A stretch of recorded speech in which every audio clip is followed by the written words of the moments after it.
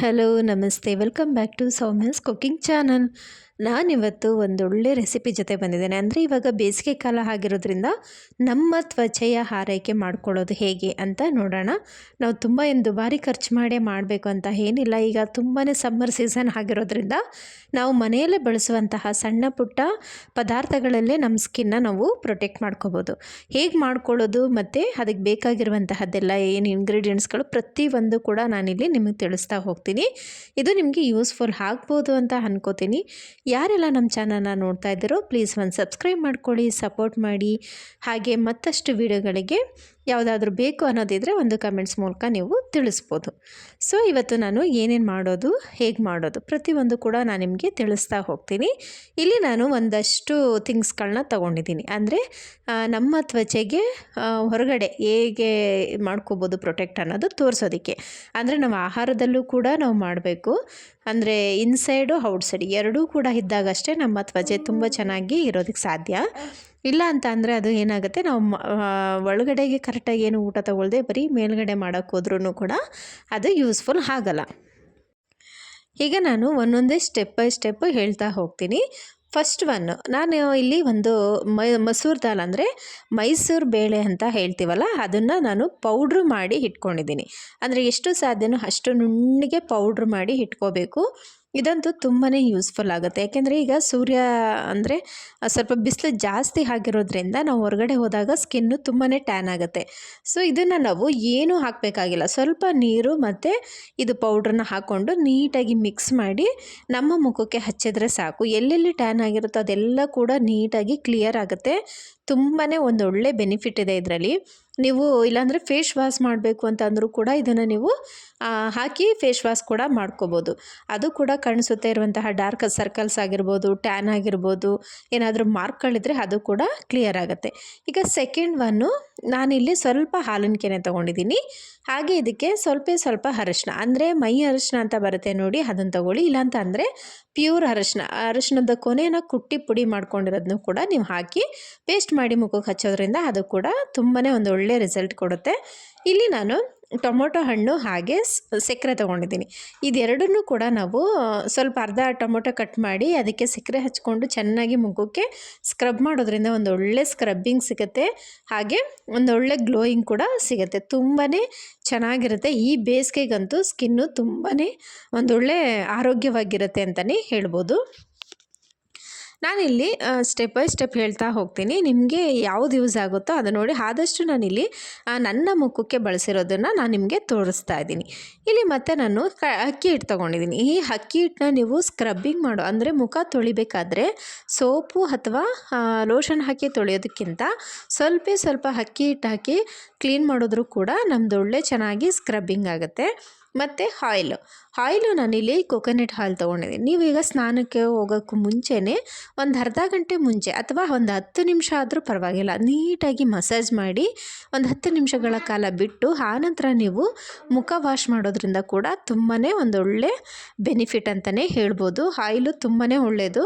So ಹಾಗಾಗಿ oil ಕೂಡ ಒಂದೊಳ್ಳೆ ಸೊಲ್ಯೂಷನ್. ಈಗ ನಾನಿಲ್ಲಿ ಮಾಯ್ಶ್ಚರೈಸ್ ತೊಗೊಂಡಿದ್ದೀನಿ. ಇದು ಬಂದು ಆಯುರ್ವೇದಿಕ್ ಮಾಯ್ಶ್ಚರೈಸು. ಇದು ಚಿಕ್ಕ ಮಕ್ಕಳಿಂದ ದೊಡ್ಡವ್ರವರೆಗೂ ಕೂಡ ನೀವು ಆರಾಮಾಗಿ ಯೂಸ್ ಮಾಡ್ಬೋದು. ಇದು ಸಮ್ಮರ್ ಟೈಮ್ ಅಂತ ಅಲ್ಲ, ಚಳಿಗಾಲದಲ್ಲೂ ಕೂಡ ನೀವು ಯೂಸ್ ಮಾಡ್ಕೋಬೋದು. ಅದು ಕೂಡ ಒಂದೊಳ್ಳೆ ಮಾಯ್ಶ್ಚರೈಸ್ ಕೊಡುತ್ತೆ. ತುಂಬಾ ಒಂದೊಳ್ಳೆ ಬೆನಿಫಿಟ್ ಇದೆ ಇದು. ಚಿಕ್ಕ ಮಕ್ಳಿಗೂ ಕೂಡ ನೀವು ಆರಾಮ್ಸೆ ಯೂಸ್ ಮಾಡ್ಬೋದು. ಈಗ ನಾವು ಹಿಮಾಲಯ ಆಗ್ಬೋದು, ಬೇರೆ ಯಾವುದೇ ಕೆಮಿಕಲ್ ಇರುವಂತಹ ಕ್ರೀಮ್ಗಳನ್ನ ಯೂಸ್ ಮಾಡೋದಕ್ಕಿಂತ ಇದು ಬೆಸ್ಟ್ ಅಂತಲೇ ಹೇಳ್ಬೋದು. ಹಾಗೆ ನಾನಿಲ್ಲಿ ಒಂದು ಸನ್ಸ್ಕ್ರೀನ್ ಯೂಸ್ ಮಾಡ್ತೀನಿ. ಇದು ಕೂಡ ಕೆಮಿಕಲ್ ಫ್ರೀ, ಬಟ್ ತುಂಬಾ ಚೆನ್ನಾಗಿದೆ. ಸ್ವಲ್ಪ ಪ್ರೈಸು ಅವೈಲೇಬಲ್ ಆಗಿದೆ, ಅಂದರೆ ಒಂದು 700 ಥರ ಇದೆ. ಬಟ್ ಓಕೆ, ಯಾವುದೇ ಸ್ಕಿನ್ ಡ್ಯಾಮೇಜ್ ಆಗೋಲ್ಲ. ನೀವು ಆಚೆ ಹೋಗಬೇಕು ಅಂದಾಗ ಒಂದು 10 ನಿಮಿಷಗಳ ಕಾಲ ಮುಂಚೆನೇ ನಾವು ಮುಖಕ್ಕೆ ಅಪ್ಲೈ ಮಾಡಬೇಕು. ಒಂದು 10-15 ನಿಮಿಷ ಬಿಟ್ಟು ನಾವು ಆಚೆ ಹೋದಾಗ ಏನಾಗುತ್ತೆ, ನಮಗೆ ಸ್ಕಿನ್ ಡ್ಯಾಮೇಜ್ ಆಗೋದು ತಪ್ಪುತ್ತೆ ಮತ್ತು ಟ್ಯಾನ್ ಆಗೋದು ತಪ್ಪುತ್ತೆ. ಸೊ ಹಾಗಾಗಿ ನಾನು ಈ ಸನ್ಸ್ಕ್ರೀನ್ನ ಯೂಸ್ ಮಾಡ್ತೀನಿ. ಮತ್ತು ಇನ್ನೊಂದು ಮಾಯ್ಶ್ಚರೈಸ್, ಅದು ಕೂಡ ಆಲೋವೆರಾದು, ಅದು ಕೂಡ ಕೆಮಿಕಲ್ ಫ್ರೀನೇ. ಫಸ್ಟು ನಾನು ಮಾಯ್ಶ್ಚರೈಸ್ ಅಪ್ಲೈ ಮಾಡಿ ಆನಂತರ ನಾನು ಸನ್ಸ್ಕ್ರೀನ್ನ ಯೂಸ್ ಮಾಡ್ಕೋತೀನಿ. ಸೊ ಈಗ ನೋಡ್ತಾ ಇದ್ರಲ್ಲ, ಇದೆಲ್ಲವೂ ಕೂಡ ನಮ್ಮ ಮನೆಯಲ್ಲೇ ಸಿಗುವಂತಹ ಪದಾರ್ಥಗಳು. ಇದೆಲ್ಲನೂ ಕೂಡ ಯೂಸ್ ಮಾಡ್ಕೊಂಡು ನಾವು ನಮ್ಮ ಸ್ಕಿನ್ನ ನಾವು ಪ್ರೊಟೆಕ್ಟ್ ಮಾಡ್ಕೋಬೋದು. ಈಗ ನಿಜವಾಗ್ಲೂ ತುಂಬಾ ಒಂಥರ ಸೆಕೆ ಜಾಸ್ತಿ ಆಗಿರೋದ್ರಿಂದ ನಮಗೆ ಆಚೆ ಹೋದರೆ ಸಾಕು ಸ್ಕಿನ್ಗಳೆಲ್ಲ ತುಂಬಾ ಟ್ಯಾನ್ ಆಗ್ತದೆ. ಸೊ ಹಾಗಾಗಿ ಇದು ನಿಮಗೂ ಕೂಡ ಯೂಸ್ಫುಲ್ ಆಯಿತು ಅಂತ ಅಂದ್ಕೋತೀನಿ. ನೀವು ಆರಾಮ್ಸೆ ಇದನ್ನು ಬಳಸ್ಬೋದು. ಏಕೆಂತಂದರೆ ನಾನು ನನ್ನ ಸ್ಕಿನ್ಗೆ ಮಾಡಿರೋದ್ರಿಂದ ನಾನು ನಿಮಗೆ ಇದನ್ನು ತೋರಿಸ್ತಾ ಇದ್ದೀನಿ. ಇದಂತೂ ತುಂಬಾ ಒಂದು ಒಳ್ಳೆ ಬೆನಿಫಿಟ್ ಇದೆ.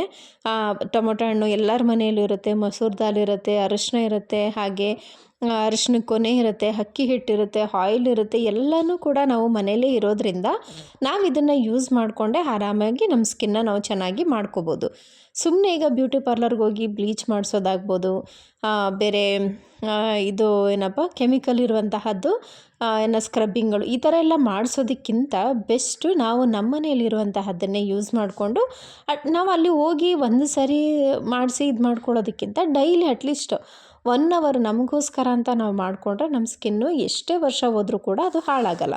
ಸೊ ಈಗ ನಾನು ಬಾಡಿ ಆಚೆ ಮಾಡುವಂತಹದ್ದು ತೋರಿಸ್ತಾ ಇದ್ದೀನಿ. ಈಗ ನಾವು ಇಂಟೇಕ್ ಏನೇನು ತೊಗೋಬೇಕು ಅಂದರೆ, ಈಗ ಫ್ರೂಟ್ಸ್ಗಳು ಹೇರಳವಾಗಿ ಸಿಗ್ತಾಯಿದೆ. ಅಂದರೆ ವಾಟರ್ಮೆಲನ್ ಆಗಿರ್ಬೋದು, ಗ್ರೇಪ್ಸ್ ಆಗಿರ್ಬೋದು, ಆರೆಂಜ್ ಆಗಿರ್ಬೋದು, ಪ್ರತಿಯೊಂದು ಕೂಡ ಈಗ ನೀರಿನಂಶ ಜಾಸ್ತಿ ಇರುವಂತಹ ಹಣ್ಣುಗಳನ್ನ ತಿನ್ನೋದ್ರಿಂದ ಕೂಡ ನಮಗೆ ಒಂದೊಳ್ಳೆ ಬೆನಿಫಿಟ್ಟು. ಸೌತೆಕಾಯಿ ಅಷ್ಟೇ, ಸೌಂದರ್ಯವರ್ಧಕಕ್ಕೂ ಕೂಡ ಹೌದು ಇದು. ಹಾಗೆ ಡಿಹೈಡ್ರೇಷನ್ ಕೂಡ ತಪ್ಪಿಸುತ್ತೆ.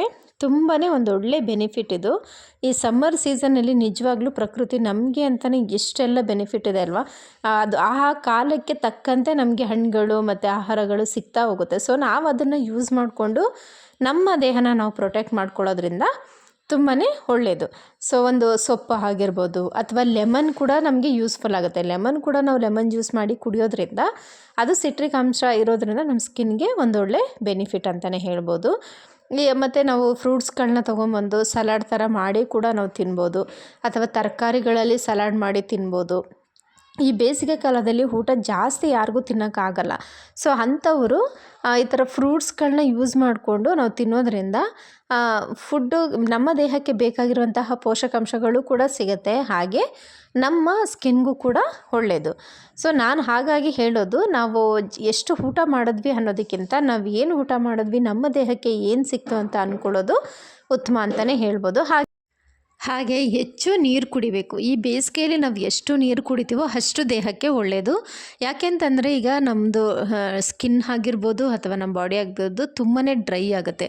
ಯಾಕೆಂದರೆ ಅಷ್ಟು ಸಮ್ಮರ್ ಇದೆ. ನಾವು ಎಷ್ಟು ಲಿಕ್ವಿಡ್ ಅಂಶಗಳನ್ನ ನಾವು ಬಾಡಿಗೆ ತೊಗೋತೀವೋ ಅಷ್ಟು ಹೆಲ್ತ್ಗೆ ಒಳ್ಳೆಯದು. ಯಾಕೆಂದರೆ ಇವಾಗ ನೀರು ನಮಗೇನು ಇದು ತಗೊಂಡು ಏನು ಕುಡಿಯುವಂಥದ್ದೇನಲ್ಲ, ಇಲ್ಲ ದುಬಾರಿ ಅಂತಲ್ಲ. ಮನೆಯಲ್ಲೇ ನಾವು ಯಾವಾಗಲೂ ಇರ್ತೀವಿ, ಇಲ್ಲ ಹೊರಗಡೆ ಇರ್ಬೋದು. ಸೊ ಒಂದು ಬಾಟಲ್ ಕ್ಯಾರಿ ಮಾಡೋದು ಬೆಸ್ಟು. ಯಾಕೆಂತಂದರೆ ಅವಾಗವಾಗ ದಾಹ ಆಗ್ತಿರುತ್ತೆ. ಕೆಲವೊಬ್ರು ಏನು ಮಾಡಿಬಿಡ್ತಾರೆ ಅಂದರೆ, ಅಯ್ಯೋ ನೀರು ಕುಡಿಯೋದ್ರಿಂದ ತುಂಬ ಸರಿ ಬಾತ್ರೂಮ್ಗೆ ಹೋಗಬೇಕು, ಯಾರು ಹೋಗ್ತಾರಪ್ಪ, ಈ ಥರನೂ ನೆಗ್ಲೆಕ್ಟ್ ಮಾಡೋದು ಚಾನ್ಸಸ್ ತುಂಬಾ ಜಾಸ್ತಿ ಇದೆ ನಾನು ನೋಡಿದಾಗೆ. ಸೊ ನಾನು ಅನ್ನೋದು ನೀರು ಆರಾಮಾಗಿ ಕೈ ಸಿಗುವಂತಹ ವಸ್ತು. ಅದು ನಾವೇನು ಹೋಗಿ ದುಬಾರಿಯಾಗಿ ಕೊಂಡು ತಿನ್ನುವಂಥದ್ದಲ್ಲ, ಇನ್ನೊಂದಲ್ಲ. ಸೊ ಕೈಗೆ ಸಿಗುವಂಥದ್ದು ಹಾಗೆ ತುಂಬಾ ಒಳ್ಳೆಯದು. ನಮ್ಮ ದೇಹದಲ್ಲಿ 3/4 ಭಾಗ ನಮ್ಮ ಬಾಡಿನೇ ನೀರಿನಂಶದಿಂದ ಕೂಡಿರುವಂತಹದ್ದು. ಸೊ ಹಾಗಾಗಿ ನಾವು ಅದನ್ನು ಪರಿಪೂರ್ಣವಾಗಿ ಕೊಟ್ಟಾಗ ಯಾವುದೇ ಡ್ರೈ ಥರ ಫೀಲ್ ಆಗಲ್ಲ. ಅಂದರೆ ಸ್ಕಿನ್ನಲ್ಲಿ ಆಗಿರ್ಬೋದು, ಹಾಗೆ ಹೆಲ್ತಲ್ಲೂ ಕೂಡ ವೇರಿಯೇಷನ್ ಆಗಲ್ಲ. ಸೊ ಹಾಗಾಗಿ ನಾನು ಹೇಳೋದು, ನಮ್ಮ ಕೈಗೆಟುಕುವಂತಹ ವಸ್ತುಗಳಿಂದನೇ ನಮ್ಮ ಆರೋಗ್ಯನ ನಾವು ಅಚ್ಚುಕಟ್ಟಾಗಿ ನೋಡಿಕೊಂಡ್ರೆ ಅದಕ್ಕಿಂತ ಏನು ದುಬಾರಿ ಖರ್ಚು ಮಾಡೋಂತಹದ್ದಾಗಲಿ ಇನ್ನೊಂದಾಗಲಿ ನಮಗೆ ಅವಶ್ಯಕತೆ ಬರೋದಿಲ್ಲ. ಸೊ ಹಾಗಾಗಿ ನಾನು ಹೇಳೋದು, ಅತಿ ಹೆಚ್ಚಾಗಿ ಫ್ರೂಟ್ಸ್ ಸೇವಿಸೋದಾಗಿರ್ಬೋದು, ತರಕಾರಿಗಳನ್ನ ತಿನ್ನೋದಾಗಿರ್ಬೋದು, ಅಥವಾ ನೀರು ಕುಡಿಯೋದಾಗಿರ್ಬೋದು, ಇದೆಲ್ಲವೂ ಕೂಡ ನಮ್ಮ ಆರೋಗ್ಯಕ್ಕೆ ತುಂಬಾ ಒಳ್ಳೆಯದು, ಹಾಗೆ ನಮ್ಮ ಸ್ಕಿನ್ಗೂ ಕೂಡ ತುಂಬಾ ಒಳ್ಳೆಯದು. ಸೊ ನಾನು ಹಾಗಾಗಿ ಹೇಳೋದು, ಎಲ್ಲರೂ ಕೂಡ ನಿಮ್ಮ ಆರೋಗ್ಯದ ಮೇಲೆ ನೀವು ಗಮನ ಕೊಡಿ, ಮತ್ತು ಎಷ್ಟು ಸಾಧ್ಯನೋ ಅಷ್ಟು ನಮ್ಮ ಹೆಲ್ತ್ ಕಡೆ ನಾವು ಗಮನ ಕೊಟ್ಟು ಚೆನ್ನಾಗಿರೋಣ ಅಂತ ಹೇಳ್ತಾ ಇವತ್ತಿನ ವಿಡಿಯೋನ ಕಂಪ್ಲೀಟ್ ಮಾಡ್ತಾಯಿದ್ದೀನಿ ಫ್ರೆಂಡ್ಸ್. ಇದು ನಿಮಗೂ ಯೂಸ್ಫುಲ್ ಆಯಿತು ಅಂತ ಅನ್ಕೋತೀನಿ. ಇಷ್ಟ ಆಗಿದ್ರೆ ಲೈಕ್ ಮಾಡಿ, ಶೇರ್ ಮಾಡಿ, ಸಬ್ಸ್ಕ್ರೈಬ್ ಮಾಡಿ, ಪಕ್ಕದಲ್ಲಿರುವಂತಹ ಬೆಲ್ ಐಕನ್ ಒತ್ತೋದನ್ನು ಮರಿಬೇಡಿ ಅಂತ ಹೇಳ್ತಾ ಇವತ್ತಿನ ವ್ಲಾಗ್ನ ಕಂಪ್ಲೀಟ್ ಮಾಡ್ತಾಯಿದ್ದೀನಿ. ಮತ್ತೆ ನೆಕ್ಸ್ಟ್ ವಿಡಿಯೋದಲ್ಲಿ ಸಿಗೋಣ ಫ್ರೆಂಡ್ಸ್. Take care all.